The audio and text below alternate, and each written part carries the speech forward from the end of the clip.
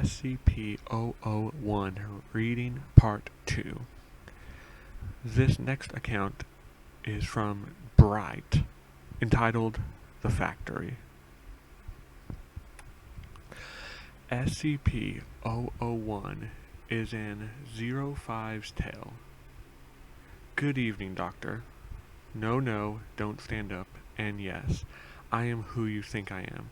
Let's not make any more of this than it is. You know my number, and I know enough about you to make a duplicate that even your mother wouldn't be able to tell apart from the real you. No, that's not a threat, just a fact. Now, as to my business here, it seems you have stumbled upon something above your clearance. Well, no, stumbled is not the right word, dug up. Perhaps, and you are getting to the point where further digging would end in some fairly lethal gunshot wounds. This would be a sad state of affairs, and you are otherwise quite a good researcher. Therefore, you are getting something very few people in the Foundation ever get, an explanation. Yes, we were alerted when you first started digging into Scp-001. Every researcher who's been around for a while looks into it. Most are satisfied when they uncover the angel with the flaming sword. It's buried under enough levees, but then you start looking into the factory, and that is when I knew you wouldn't stop. So here it is, plain and simple. The factory is Scp-001, but it will never be written up. It was a choice I made early on in the creation of the Foundation, and a choice I will stand by. You researchers are far too curious, and I'm not sure which scares me worse. That we'll never understand the factory, or that we will one day. Ah, well, I'm sure you're eager to learn more. The factory was built in 1835. Back then it was known as the Anderson Factory, named after James Anderson, a rather well-to-do industrialist. It was built in, well, we'll just say America, and it was the largest factory yet designed, a good mile across at its widest, 3 stories tall throughout, with a special 7-story tower by the front gate that Anderson lived in. It was designed to be the ultimate factory, capable of taking care of everything, including the housing of workers. People could be born, work, live, and die without ever leaving the confines of the factory, and work they did, on everything from cattle raising and slaughtering to textiles to everything else under the sun. Now, no one knows whether James Anderson was actually a Satan worshipper. It's just as likely that he followed some kind of pagan gods. What is known is that he was very exact in the building of his factory, and in the placement of his machinery within it. Survivors claim the floor was engraved with arcane symbols, that they were only visible when blood flowed across them. But then the survivors claimed a lot of things. What is known is that Anderson made his money on the blood and sweat, and sometimes body parts of the lower class. His journals indicate he thought of them as less than human, being put on this earth only to serve his will. Of course, at that time, no one knew about his predilections, and so people flocked to the factory. A place to both work and live at the same time? Well, of course people wanted it. Never mind the harsh hours, working conditions, sadistic security force, and all the rest. Factory workers were forced to work 16-hour days, work only shutting down on Sundays, between sunrise and sunset. Workers were not given individual rooms, instead sharing rooms with 8 other people, sleeping in shifts of 3. Medical attention was unheard of. If you were injured in the course of your duties, which most people were, you were expected to just keep working. Anyone too injured to work was dragged off by the security, never to be heard from again. For 40 years, the Anderson factory cranked all sorts of things for people. Meat, clothes, weapons. Never mind that the beef might be mixed with human. Don't care that the weapons were forged in blood. No attention need be paid that the clothes were dyed with, well, you get the idea. Rumors leaked out, but the products were so good, why bother? Until someone got out. I never met the brave soul who managed to escape, but she managed to meet with President Grant, and in 1875 he enlisted my aid. At the time I was, well, it doesn't matter. We'll say I was military, kind of, and that my people were the same. 150 good men and some few women who were given jobs that weren't supposed to be common knowledge. We'd be cleaning out some Confederate holdouts and some of the worst things we found down south. So we did some research, didn't like what we saw, and went in, loaded for bear. I don't actually remember much about the night it all went down. Most of it blends together in my head. I get flashes, sometimes of the people chained to the line, living next to dead, and damned hard to tell which was which. Children working underneath machines, the majority of the flesh scorned from their bodies by the great wheels and cogs, and the other things. No, I'm all right. I haven't thought about that night for a very long time. The security force wasn't much of a problem, but then Anderson's creations showed up.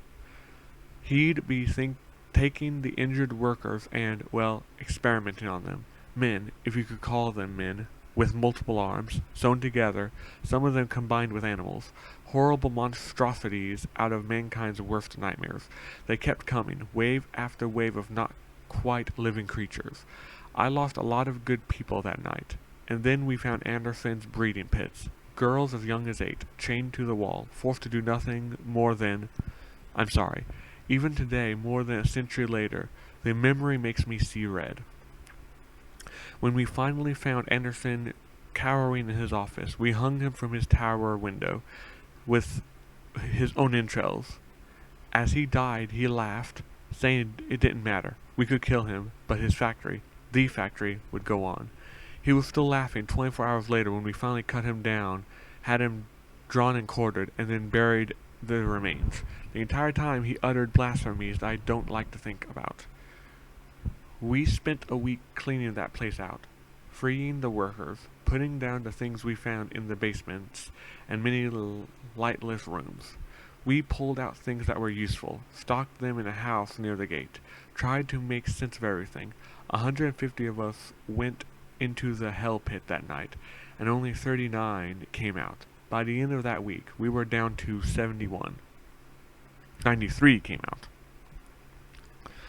But the things we found in there, my goodness, well, you've been with the Foundation a while. They wouldn't seem as amazing to you, but we found toy guns that shot real bullets, a yo-yo that would flay the skin from anyone it touched, hammers that only worked on human flesh, a breed of skeletal horse that ran faster than anything we'd ever seen, cloaks that seemed woven from the night itself, and let men access a shadowy dimension that I get away from myself. We found tools, both wondrous and horrible, and we were faced with a choice. I gathered my highest ranking, well, we'll call them officers, to me, and we tried to figure out what we will do. They all had options. The chaplain, he had gone a little crazed, though all these objects must be miracles sent from God, holy relics to be worshipped. Marshall and his little toady Dawkins thought there was a fortune to be made here, making and selling these things to the highest bidder. The Unjun we had called Bass, due to his deep speaking voice. He called these things an abomination, and declared that we should hunt down and destroy everything we could find. And Smith thought we should take this stuff back to the president. The only one without an opinion was the old man, but he never said much of anything anyways. We argued for hours, days, trying to work it out. I thought we were sitting on a gold mine. Alright, but that we could use these things, these objects, to hunt down some of the scary things we'd run into down south, and other monsters this world had to offer, and use this factory for good, as a place to contain these things, find a way to make them work for our fellow man, or at least protect our fellow man from having to deal with them. I'm sure you can figure out what happened. The chaplain snuck away in the night with his devotees, taking a couple of small items with him. Marshall we kicked out when we found him abusing his authority. He was promised he'd get revenge, and that little Dawkins crap led the rest of their group off with some of the juicier items. Bass and his people tried to light the whole damn thing on fire. Zen just left when it didn't work, and Smith left to report back to the president. I did manage to get him to promise me he'd tell Grant the factory had been destroyed. I had big plans for that place. Of course, it was kinda hard to follow through on big plans when you only have 12 other people to work with, but it was a start. I had worked for a while. We had these amazing toys, and finding people to work with us was easy. Back then, going off the grid was as simple as leaving town. We knew what we wanted, and we knew what we could be. Leviathan set out getting us backing. A simple invention here, some invested money there. It all worked out. White and Jones set out getting us other backing. In our previous work, we'd found out some interesting things about people, some secrets that powerful men didn't want getting out. And with our new position helping keep secrets, we got more people asking us to deal with their secrets. Blackmailing is a dirty word, but it works. Bright, Argent, and Laminu got to work cataloging the items.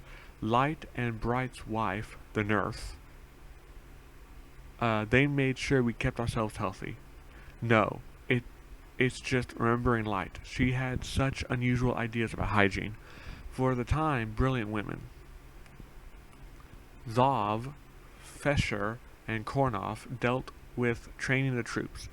Tesla and Tamlin were in charge of figuring out how to take advantage of the items, without making it obvious.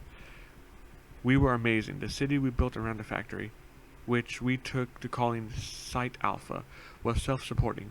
Agents, researchers, operatives of all sorts. Not by those names, of course, but those positions. We expanded.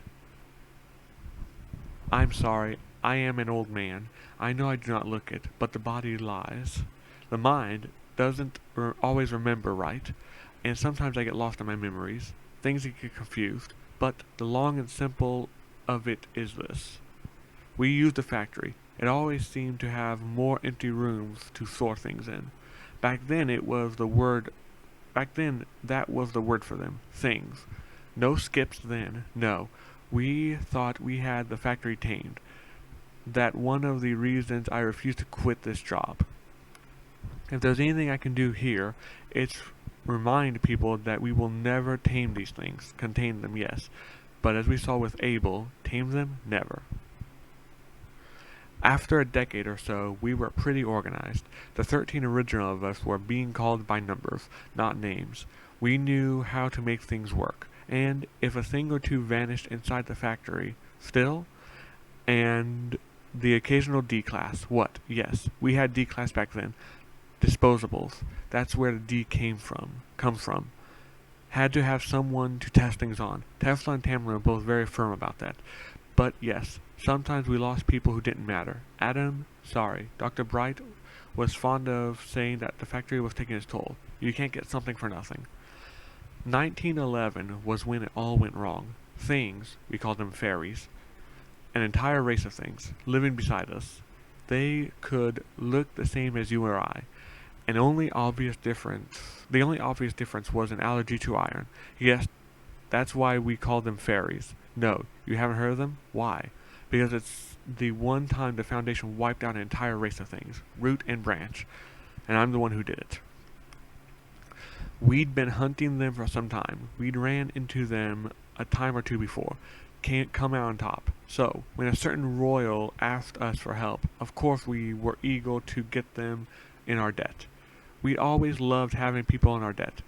We sent a team to help out, taking care of what we thought was a hunting party. The next time we saw them, their heads were on poles, attached to the saddles of the creatures the fairies rode. When they attacked the factory, it was horrible. 3 words, but convey so much. I have never. I'm sorry, please give me a moment. I've never told this part to anyone. You should consider yourself lucky.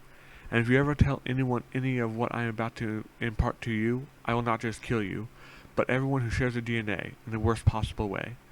You'll think Procedure 110 Montauk was a walk in the park compared to what I do to you. We lost. The things came and they destroyed us. We rode over our emplacements, slaughtered our people, shrugged off our weapons like they were nothing. I watched my 13 go down, left and right, just trying to hold the factory, and I I, their leader, their friend, their father figure, godfather to the bright's 4 young children, confidant, sometimes lover, always the confessor, I ran. I ran like a scared little boy, deep into the dark guts of the factory. I was chased by the things, always just one step ahead. I could hear them behind me, feel their breath upon my neck, and I came to a door I'd never seen before, a bronze door, covered in Arabic script of some sort. I've never been one for languages, especially not the curvy bull crud the Muslimen used. But I didn't care. They were coming for me, and I threw the door open and dived through it. Everything inside was different. There was a feeling of peace, that nothing could hurt me in there. The light was this dark red, but still felt right. My ears were filled with the steady thrumming of a gigantic heartbeat, and in front of me were the remains of Anderson. It spoke to me then, and I'll be damned if I could tell you exactly what it said. What it told me was more meaning than exact.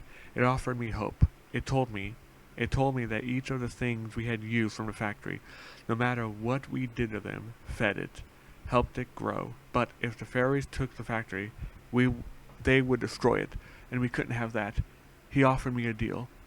It could remove this event, make it never happen, and all I needed to give it was us. I didn't want to. I knew it was a bad idea, but then I saw them again. My family, my friends, dead. Dead by the hands of those bastards. I agree. It smiled, and I found myself once more upon the ramparts, watching the hordes of fairies crest the hill, my foundation alive once more.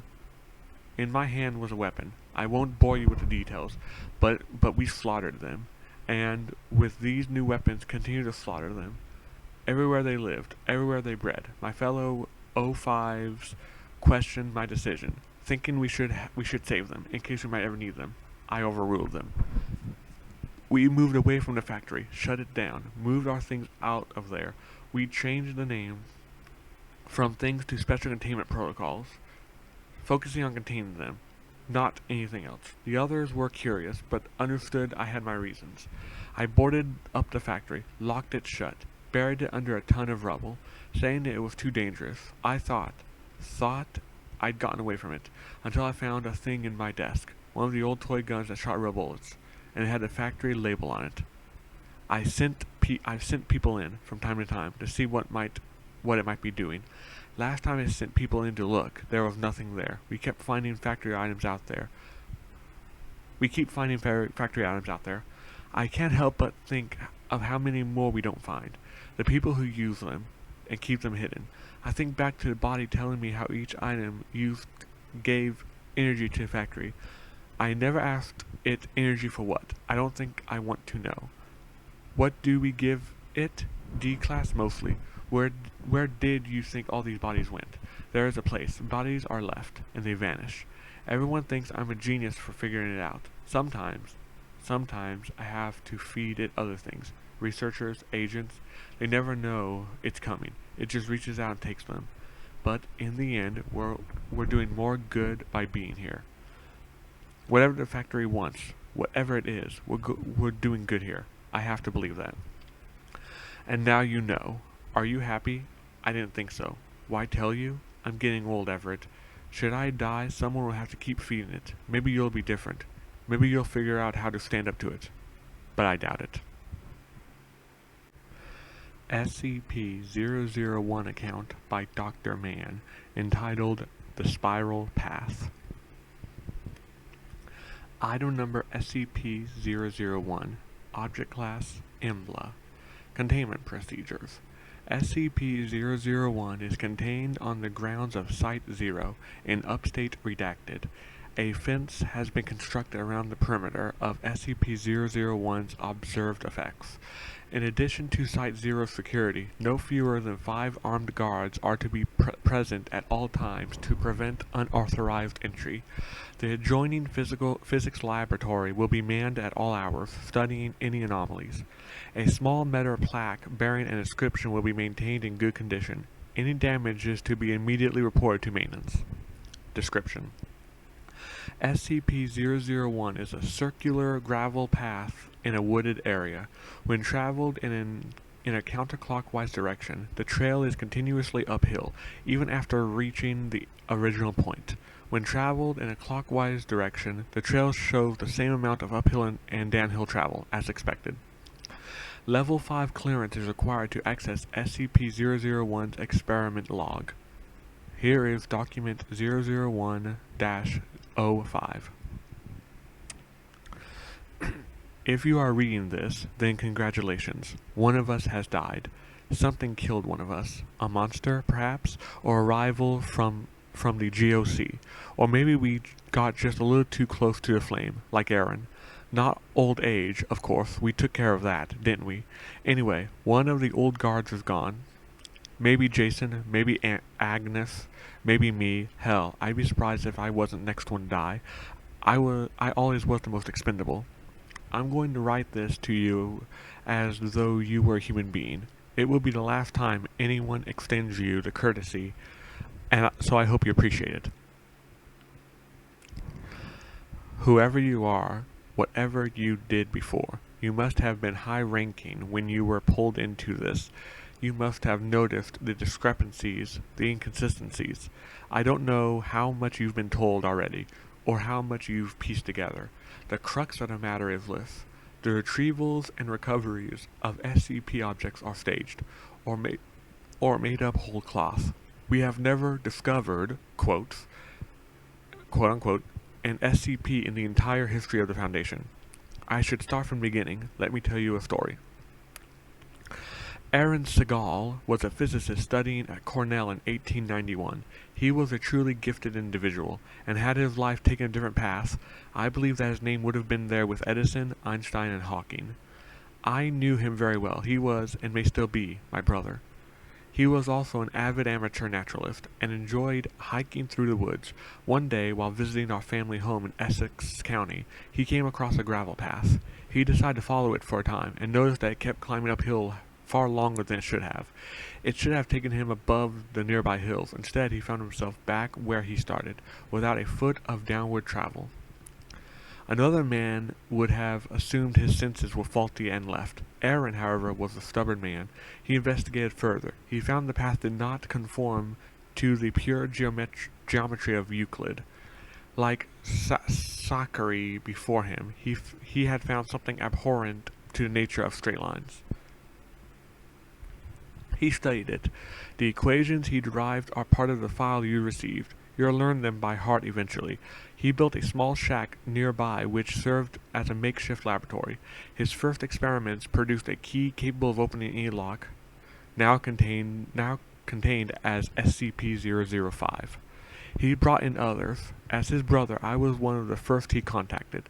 I was a medical student at Harvard at the time. I initially thought he was mad, but when he showed me the path, the key, I had learned more. There were others with us, other friends and colleagues. Most of them are gone now, but we were the core. We created the Foundation from around ourselves. In the beginning, it was just about discovery, about finding the things we could do. We had such high hopes, such plans. We were going to change the world. We were going to save it from itself. We could feed the hunger, shelter the homeless, heal the sick and dying. Thomas Keter found us money. We were none of us poor, but we ran through our fortunes quickly. Thomas used his connections on Wall Street and in Washington to fund us. He showed them the least of what we could do, and promised heaven against the threats of hell. Agnes Peterson, my brother's fiancée, was the administrator. We knew nothing of how to run an organization. We were a herd of cats running to and fro, and she turned us into a foundation, putting us dreamers and madmen in the same yoke. We soon had a facility built, but we were still so secretive.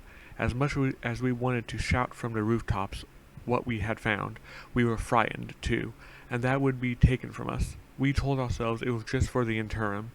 Until we were sure of our footing, we'd show them eventually. We'd show them all. We were careful at first. We made small, inoffensive, and even helpful items.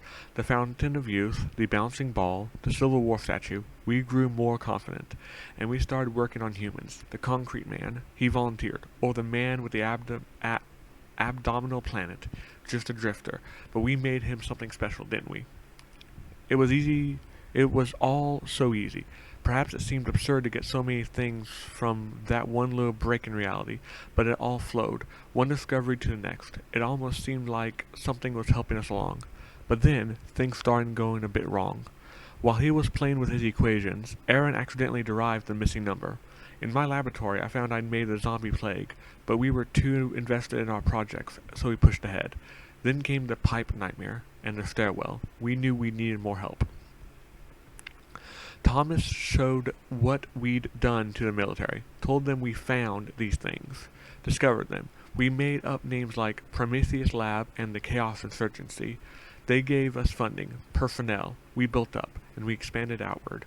We repeated the cell in other countries. Some listened, some didn't. Enough did. We became an international organization. We brought in more researchers, though very few ever suspected we were in the source of these items they studied. Sometimes we would arrange for an object to be found by a field team. Sometimes we would simply write the reports. We generated the paperwork, and we were the oversight. If we said a thing was, it was. It still is. There were still problems, of course. Jeremy and Thomas took one of our experiments and ran off with it, creating their ridiculous club. One of our researchers grew mad and started worshipping machines, escaping with enough knowledge to be dangerous. We still deal with the fallout of these splinter groups. So we contained them. We handled them. We couldn't stop. Surely you can see that. Rather than more cautious, we grew bolder. I cut a little boy up and turned him into the flesh of hates. There were reasons. There were always reasons. 231. We created her, and her sisters. We took them for orphanages, and arranged for what followed, and it was no accident. We knew what we were doing. There was a reason for it once, but I'll be damned if I can remember it now. None of us do, except maybe my brother, whatever he is now. We keep moving forward, even after Abel, after the blood pond, after the damnable reptile. We still move forward with our work. What else can we do? Our only hope to survive the events we've set in motion is to understand better, to learn more. We're on the back of a terrible beast, and if we try to jump off now, we'll be crushed beneath. But that's not what frightens me, and it isn't what should frighten you. We've maintained our foothold for over 100 years. The thing I really worry about are the anomalies we didn't create. No, I was telling the truth the first time. We didn't discover any of them. But some of them, they aren't our work. They just were. One day, they were in containment. And they'd always be in containment. Don't you see? We are not in control anymore. We never were. The next SCP-001 account is by Dr. McKenzie, entitled The Legacy. Item number SCP-001, Object Class Euclid. Special Containment Procedures. All elements of SCP-001 are to be contained in separate, environment-controlled lockers at Site 0. The location of Site 0 is classified Level 5, and is only known by members of 05 Command. Access to SCP-001, its transcriptions and data is restricted to 05 level personnel except during Protocol 0. Protocol 0 may only be enacted by a direct, unanimous act by the entirety of 05 Command, and Protocol 0 procedures are to be disseminated only to those specifically permitted by 05 Command. Description: SCP-001 is a set of 2 objects and 33 documents belonging to Data Expunged, alias the Administrator. SCP-001-01 and SCP-001-02 are, respectively, Data Expunged. SCP-003 through SCP-001-03 through SCP-001-35 are a mixed set of handwritten and printed documents. They are normal in all respects, except that they do not show signs of aging or fading away, and dating of the paper on which they are comprised has shown inconsistent results. The context of the documents, as details below, consists of data expunged, data expunged, data expunged. Data expunged, as these objects form the impetus for the creation of the SCP Foundation and all of its constituent activities and processes. As such, this information is only to be disseminated by direct order of O5 command per Protocol 0. The following information is classified level 5 by order of O5 command, eyes only. Unauthorized access to these documents is punishable by immediate termination. Addendum 001-01. Analysts of SCP-001-01 and SCP-001-02. SCP-001-01 is a smooth device composed of an unidentified grade metallic substance, approximately 22 centimeters wide, 30 centimeters tall, and 1.5 centimeters thick. It is unusually heavy, weighing approximately 8.2 kilograms. It is equipped with a small digital display and has a single opening that appears to be a type of keyed device switch. Attempts to disassemble the device or analyze its technology have been unsuccessful so far, as there appear to be no seams or fasteners visible on the device. Attempts to image the interior of SCP-001-01 utilizing X-ray or magnetic resonance has resulted in inconsistent results, suggesting that the device is either too dense to properly image or has inconsistent internal topography. SCP-001-01 appears to only be capable of displaying two indicators. One appears to be the status or progress bar with an accompanying number, currently at approximately 23%. The other indicator is a single-digit counter displaying the number redacted. SCP-001-02 is a small key composed of the same unidentified metallic substance as the main casting of SCP-001-01. It is currently assumed that this is the activation key for SCP-001-01. Addendum 001-02. Transcript of SCP-001 documents. SCP-001-03 is a personal diary belonging to the administrator. SCP-001-04 through SCP-001-35 were inserted between various pages of SCP-001-03 at time of discovery. Excerpts from SCP-001-3 Page 1. I always hated the idea of writing in a diary. Documentation is one thing, but I guess I never saw the point in putting down my personal thoughts. The scientist in me is telling me that someday someone might want to know how this all started. Page 3. They say that the first time is always the hardest. I have managed to secure funding and personnel from the federal government, and I have established an organization that will allow me to continue the research. President redacted. Insist I turn the device over for safekeeping, but I have made it clear that I can't let it out of my possession. Page 7. Progress, unfortunately, has been slow these past decades. I am adamant that we cannot reproduce the technology until we have found a solution, as I am sure that unless we kill both birds with one stone, we will simply hasten the process. Page 9. I had to kill them. They had been reproducing the technology all along, and hiding it from me. I will be moving on in the next 24 hours. This place is doomed at this point. Page 15. Again, I will not make the same mistake again. The mere thought of lying to the very people I had to reach my goal is bitter, but I can no longer afford to let them know the truth. SCP-001-05 is a page printed from what appears to be an inkjet printer, found inserted between pages 15 and 16 of SCP-001-03. This page has been preserved in the same unidentified method as the rest of the documents in SCP-001. Memo from Office of the Administrator. Humanity has existed in its current state for hundreds of millennia, yet only the last few have held any meaning for us. What did we do for the countless years before recorded history?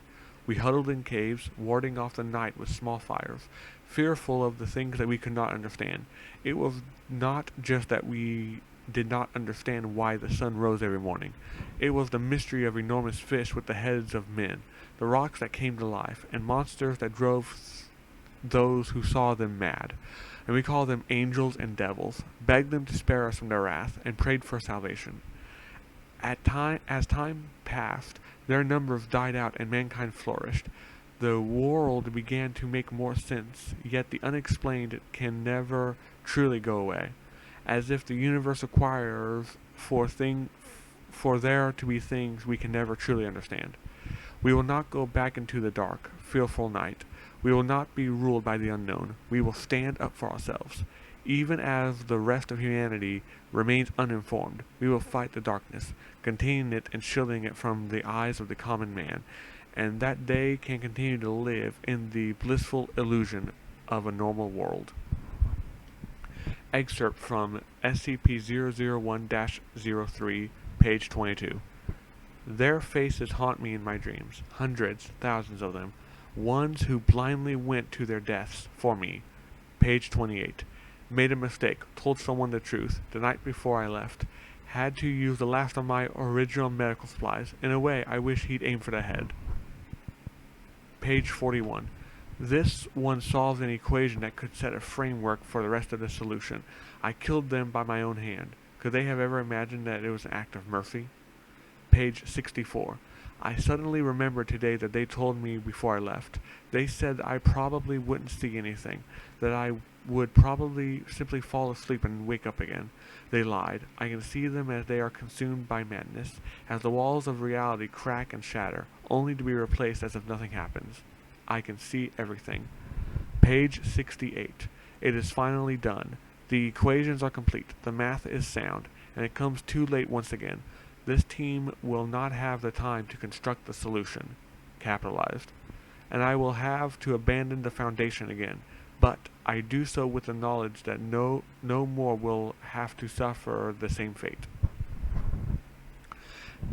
Scp-001-34 is a worn, handwritten page discovered between the front cover and the first page of Scp-001-03. And it says, "To whom it may concern. First, I want to say that I am sorry for everything. I have most likely doomed you and everyone you have ever known to death and destruction by my mere presence in your world. If you are in possession of and reading this document, then I am probably dead. If that is the case and I did not bother to destroy this evidence, then that means that I have also probably failed in my mission. This means that my responsibilities have now passed on to you, and that your fate and the fate of your world are now in your hands. I was not born into your world. I am a traveler from a parallel plane of existence, an alternate reality separate from your universe. The year for which I originate is of little consequence. If I have learned anything from my travels, the passing of time from universe to universe is meaningless. What is important is that in my plane of origin, mankind was highly advanced. We harnessed the power of entire suns, molded planets and moons alike to suit our needs, and even learned to manipulate the fabric of reality itself. We had conquered death through advances in medicine and technology, and we thought ourselves masters of our own fates. We realized too late that all such things have a cost, and that our greed and hubris would not only result in the loss of everything we hold dear, but doom countless others as well. Our meddling in the structure of existence had opened up cracks and twists in the fabric of reality, a corruption, capitalized, of the multiverse that we had failed to notice earlier because we could not see the pieces of our realities leaking into others.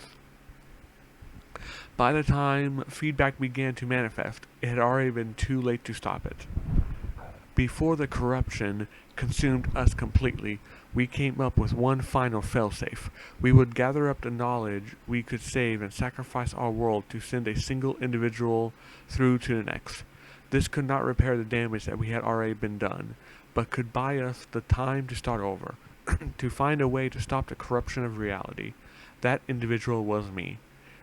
If you have not already found them, then the evidence to support my claims will begin to bleed into your world soon enough. Like a rain of glass, the shattered remains of other universes will begin to fall and slip into yours. Things that defy your understanding, fixed loops, and structures without meaning or rhyme, that cannot be destroyed by any means you possess. Things that drive men mad and challenge all the assumptions that you hold dear. That which I carry with me is my final legacy of countless worlds. The equation and technology described in its pages carry with them the hope that's stopping the corruption, a hope that has come with a heavy price. They are the last will and testament of a bloody trail of universes that have sacrificed and been sacrificed to those who remain may avoid their fate. At the time of this writing they are nearly complete, but time is ever against me. If I am no longer able to see this mission through to its bitter end, then it falls to you to finish what I begun. Good luck. Data expunged. The Administrator. Scp-001-3 is a single handwritten page found between the last page and back cover of Scp-001-03. The handwriting of Scp-001-3 is inconsistent with that of the other handwritten documents of Scp-001. Data expunged. Directed to data expunged. This is it, the last evidence that our civilization will ever exist. No one is entirely sure what will happen when you activate the failsafe. Some of them are saying that the backlash from using it will instantly shatter what remains of our existence. Others are saying that using something of this power will merely accelerate the corruption by 100-fold. Either way, it will be quick. By the time you wake up at your destination, there will be nothing left of our home. You already know that it will only carry a single passenger, and the second team should have your gear ready by the time you're ready to go. I can only hope that with the time we've bought you, you can find a way to stop this disaster. If not, the device will keep track of a relative corruption level of local reality, as well as how many times it's been activated. A bit sadistic of us, perhaps. By the time you read this, I will already be dead. I'm sorry, but you have always been the stronger one. I don't have the strength to face the end with my head held high. Not without you. I love you. Addendum 001-03, Scp-001-36. The references found within documents comprising Scp-001 suggest the existence of Scp-001-36, an electronic device or large document containing comprehensive technological and mathematical data related to Scp-001. The current whereabouts of Scp-0036 are unknown. Scp-001 account by Dr. Andrew Swan, entitled The Database. Item number Scp-001, Object Class Keter. Special Containment Procedures. There is no means to contain Scp-001 yet found that does not risk a potential ZK class reality failure scenario and subsequent destruction of the observable universe. See Containment Protocol ZK-001 Alpha. Current procedures are limited to the absolute containment of information regarding Scp-001. No data regarding the nature or description of Scp-001 shall be provided to any personnel with the sole exception of the senior members of O5 Command, currently O5-redacted. All data collected in regards to Scp-001 shall be stored in encrypted form via redacted, with the description key split into thirds. Each member of O5 Command shall memorize 1/3 and only 1/3 of the description key. Data shall only be decrypted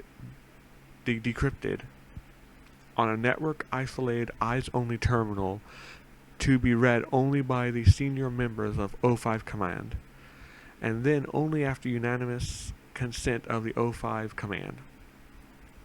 Leaking of data about Scp-001 through espionage, telepathic leakage, original research, or redacted, must be contained by any and all means available to the Foundation. The senior member of O5 Command, as the one person with authorized knowledge about SCP-001, is the final arbitrator of containment. Foundation personnel of Level 2 or higher who discover data about SCP-001 in the course of their normal duties may be given a Class A amnestic after debriefing rather than being terminated. This is subject to O5 approval by a case-by-case basis. Description: data expunged. Addendum: Containment Log 001 Alpha. Date: January 12th, 19 redacted. Incident: Documents appeared to on internet site redacted server seized and authors traced to redacted. It resulted in explosion explained as gas leak. Monitoring has not shown any further propagation of documents. Date: March 31st, 19 redacted. Incident: Script with possibly compromised information optioned for production by redacted. Pictures: Original scriptwriter redacted. Agents successfully replaced script with one rewritten without redacted. Film is produced with title redacted and grossed $27 million its opening weekend. Date: June 19th, 19 redacted. Incident: Novel outline describing redacted. Submitted to redacted by best-selling author redacted. Attempt to neutralize author unsuccessful, leading to high-profile hospitalization. O5 authorizes the use of Class A amnestic to prevent more attention to case. Outline recovered and destroyed. Date: May 2 redacted, 20 redacted. Incident: Foundation research redacted. This is a message that was expunged but was found. Ask yourself if you want to know. If the answer is no, then you need to stop reading now. If you go and report this unauthorized file to your superiors, act contrite and claim that you only read to this paragraph. You may get away with a Class A amnestic, if you're lucky, and if the O5s aren't particularly paranoid at the moment. So you want to know what SCP-001 is? The first answer is that it is or was a placeholder, a theoretical designation for the prime cause, the ultimate reason for all the paranormal crap we deal with on a daily basis. SCP-001 is why we have to deal with homicidal reptiles, ever-expanding rooms, extra-dimensional pools of red goop, and consumer products that don't obey the normal laws of physics.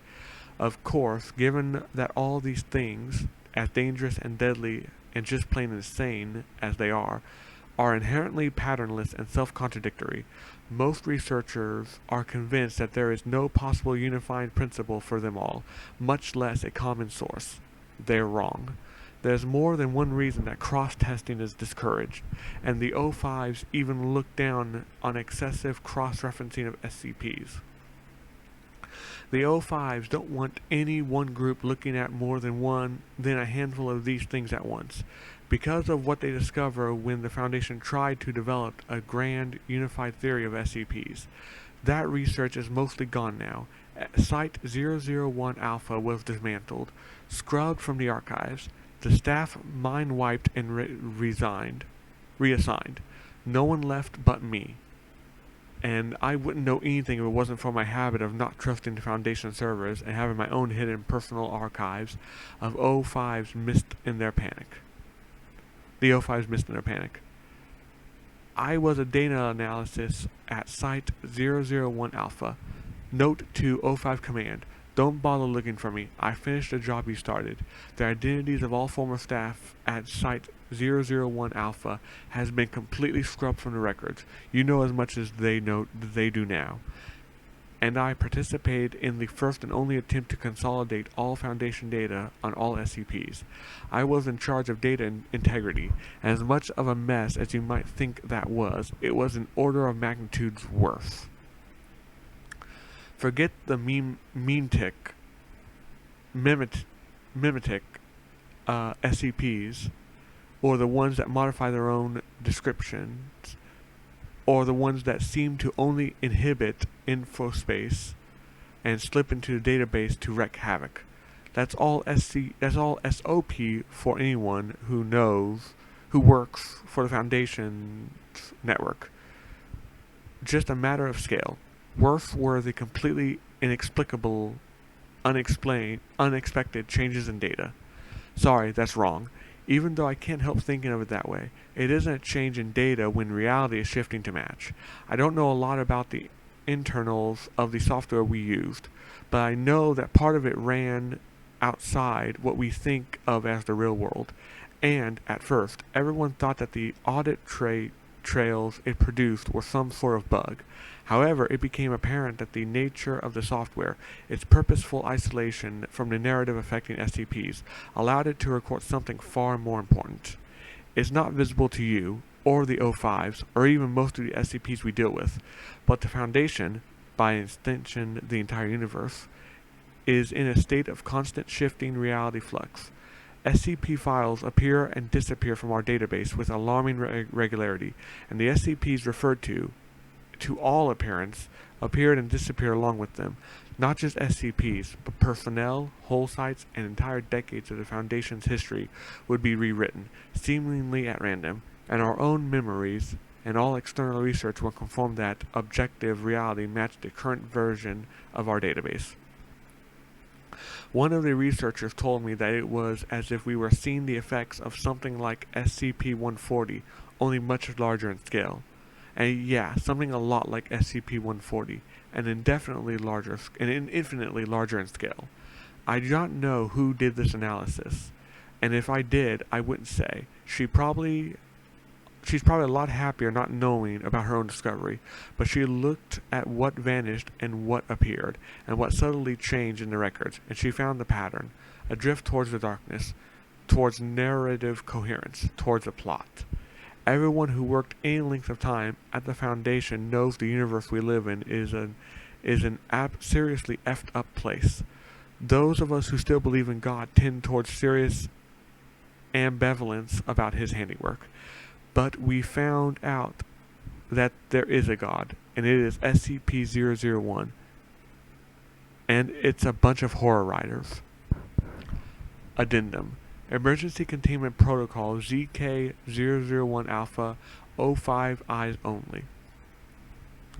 Note. Containment Protocol ZK-001 Alpha carries a non-zero risk of creating a ZK class reality failure scenario. Use should only be authorized in an attempt to mitigate the end of the world scenario or the imminent destruction of the Foundation. Research at Site 001-Gamma has conducted narrative analysis on SCP-001's changes to the observable universe. Conclusions are that SCP-001 consists of multiple entities showing cognitive patterns that are indistinguishable from humans, and that these entities are therefore susceptible to mimetic effects. Since prior experiments have shown information feedback via the SCP data warehouse, a possible method of attack and/or control has been developed. Protocol ZK-001-Alpha, when initiated, will cause a software viral insertion of a variety of mimetic agents into the SCP database, which, through the observed information feedback, should expose SCP-001 to the mimetic effects of these agents. Protocol ZK-001-Alpha consists of 3 stages. 1. Mimetic agents inserted to promote calm or well-being. 2. Mimetic agents inserted to promote sleep, unconscious, or catatonia. 3. Mimetic agents inserted to cause death. Given the nature of SCP-001 and our limited interaction with it, it is not possible at this time to safely test Protocol ZK-001 Alpha, and it is unknown if the universe can continue to exist without interaction with SCP-001. SCP-001 account by Scantron, entitled The Foundation. UIU File 0041, Altered High School Building in Redacted. Confirm Anomaly 3. Object Class 53, which means highly intrusive, unknown capabilities, unknown nature. Secure Containment Protocol. Confirm Anomaly 3, CA3, is to be surrounded by an electric fence no less than 30 feet high and guarded by United States Army's redacted platoon. Any footage or photographic evidence of CA3's interior is to be excised as soon as possible, and all witnesses detained indefinitely. Under no circumstances should any personnel attempt to enter CA3 or communicate with the persons inhabiting it. However, any person known to have been inside CA3 at any point must be detained and interrogated. A direct military assault on CA3 has been deemed unfeasible at this point, due to the unknown capabilities of the entity or entities by which it is controlled. Note: this is a summary, and it does not contain all information relevant to CA3. For detailed information regarding CA3, see UIU File 0042 through 0218, Director Redacted. Known information. The Unusual Incidents Unit was alerted to CA3's existence on September 7, 1954, when students attending Redacted High School reported that the interior of the building was vastly different than it had been at any point in the past. Upon discovery, CA3 exhibited several unusual, if not inherently paranormal traits, which include the following. Nearly all walls in the facility had been replaced with steel-reinforced concrete, although several rooms were constructed of other materials for no readily apparent reason. All exterior windows had been covered from the inside. All student desks, personal effects, textbooks, and other materials expected of a public high school were completely absent. Lockers were all still present, albeit significantly smaller and constructed of stainless steel. The arrangement, location, and size of rooms and facilities did not match blueprints for the school. Often, rooms would exhibit seemingly random modifications, although the number of changed rooms is currently unknown. No fewer than 17 electronic computers were found, each of which made use of the state-of-the-art magnetic core RAM. Prior to its classification as a confirmed anomaly, Redacted High School had no computers. All files on the computers were inaccessible, and the computers themselves were firmly bolted down. Auditorium is accessible due to a large steel wall completely blocking the doorways. Attempts to move or damage this barrier has been ineffective. The extent and purpose of the barrier are unknown, as are the contents of the auditorium. A team sent into CA3's interior to do a complete survey, which is called Team CA305, did not return, nor did a second team, Team CA306, tasked with locating the first team. The facilities are currently under lockdown pending new containment protocols. Update. 23 days after initial recovery, guards reported white noise emanating from CA3, the volume of which increased near its auditorium. 5 hours later, the white noise stopped, although the sound of voices was audible from the interior of CA3. Upon further investigation, it was found that the building now contained a large number of persons, all of whom appeared to be wandering aimlessly through the facility. Notably, each individual was physically identical to a member of Team CA3-06. Despite the inhabitants of CA3 vastly outnumbering the members of Team CA3-06, attempts to interview or detain the inhabitants were thwarted by classified. The 12 members of Team CA-305 were not found.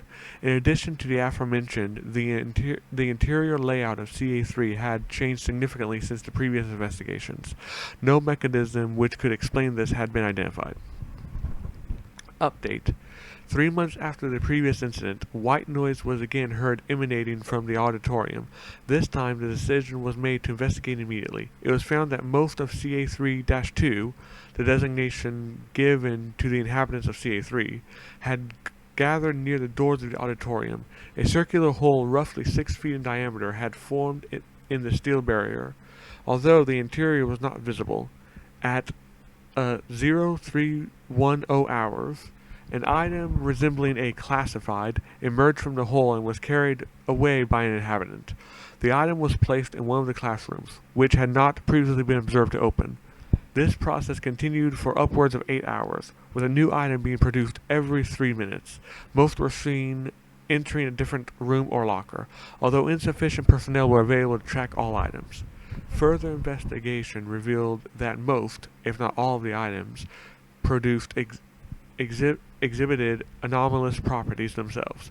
A significant portion of CA-3-2 are involved in either guarding the items produced, collectively CA-3-3, or performing various tests on them.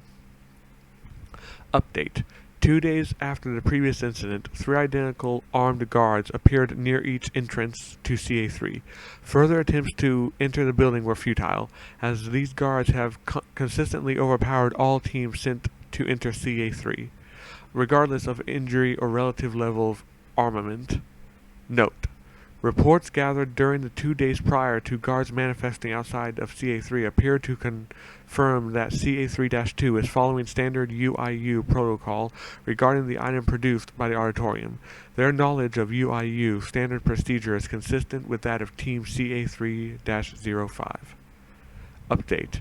During the UIU's tracking of CA-6, 2 men identical to Agent Dixon, a member of CA-3-06, emerged from a parked car and forcibly detained CA-6, dragging him into the car and driving away. Tracking the vehicle for the next 8 hours revealed that it was driving directly to CA-3. Upon arrival, the vehicle drove directly through the front doors, which the guards opened shortly before their arrival. CA-6 has not been recovered. UIU file 0042. Message received from CA-3. On May 15, 1965, the following message was transmitted in Morse code from CA-3 on standard UIU communication frequencies.